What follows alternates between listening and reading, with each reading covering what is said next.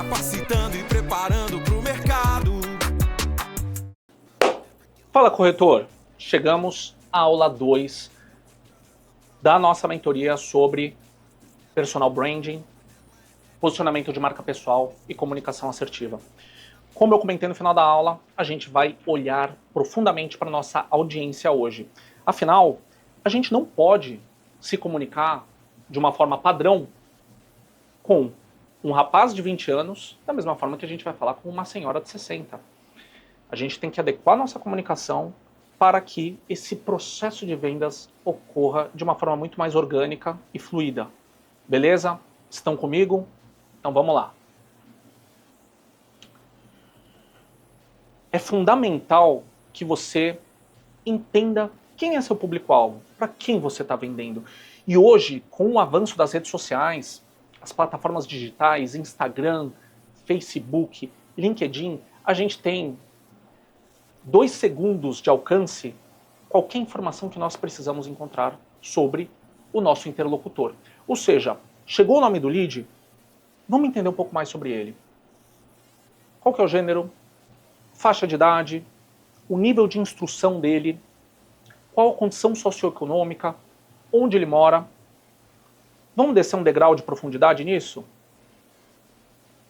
Quais são os hobbies do seu interlocutor?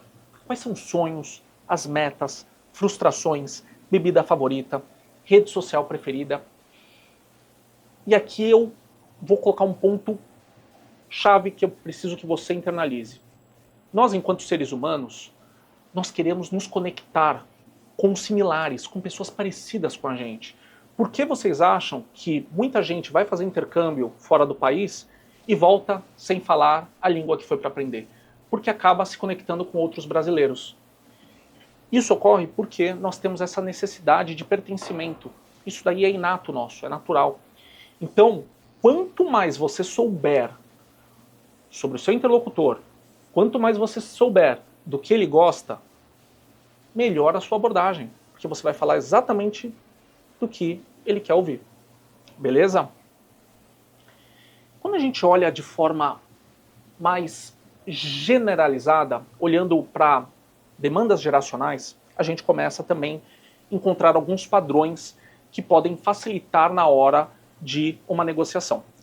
Então, a primeira geração que nós temos são os baby boomers, que são nascidos entre 1946 e 1964, é uma geração que teve uma educação um pouco mais rígida. Eles têm uma valorização muito forte do trabalho e da estabilidade financeira.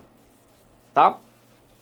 Próxima geração, que é a geração X, aqueles nascidos entre 1965 a 1980, já valoriza o crescimento profissional, a ascensão profissional, e eles já são um pouco mais generalistas do que a geração anterior, que era mais voltada para o especialista.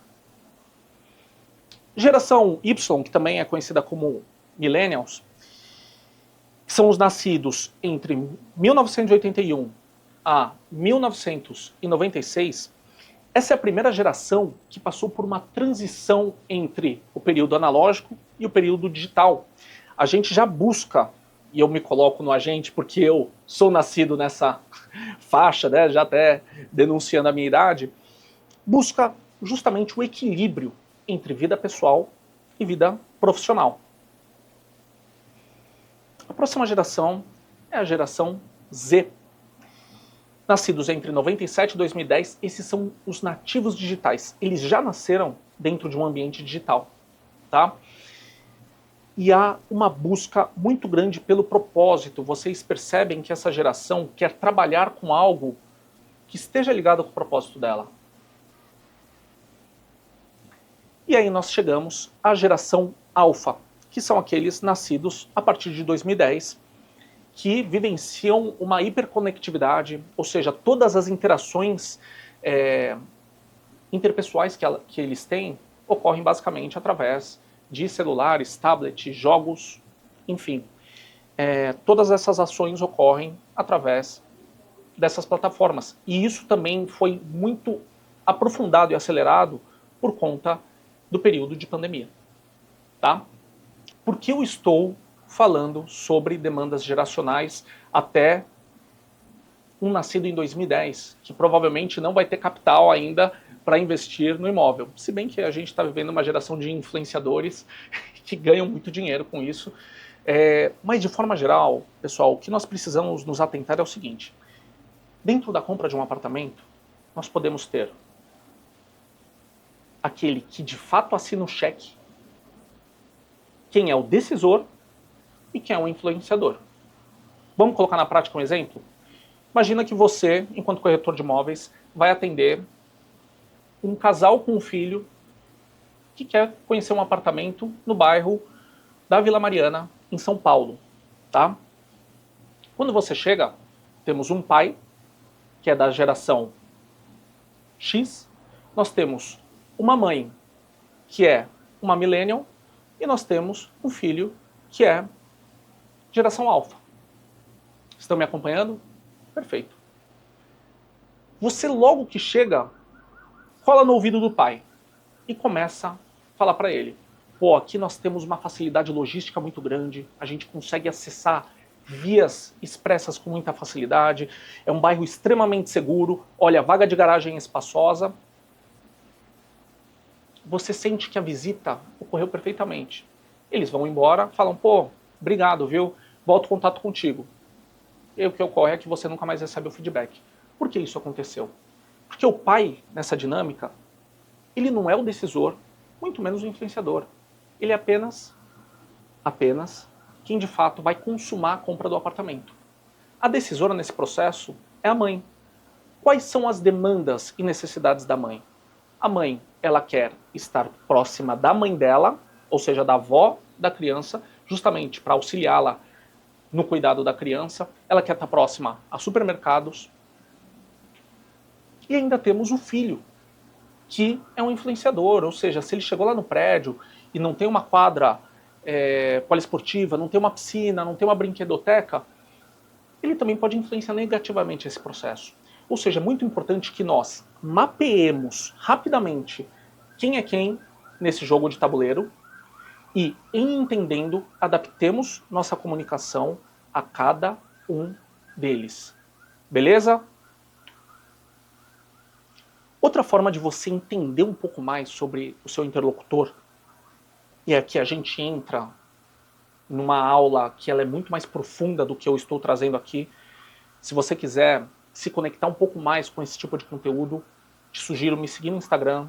Vira e mexe, eu estou postando sobre marcas de expressão, microexpressões, demandas geracionais. Me sigam lá, tá? Existem algumas marcas que elas dizem muito sobre a personalidade e sobre a história da pessoa.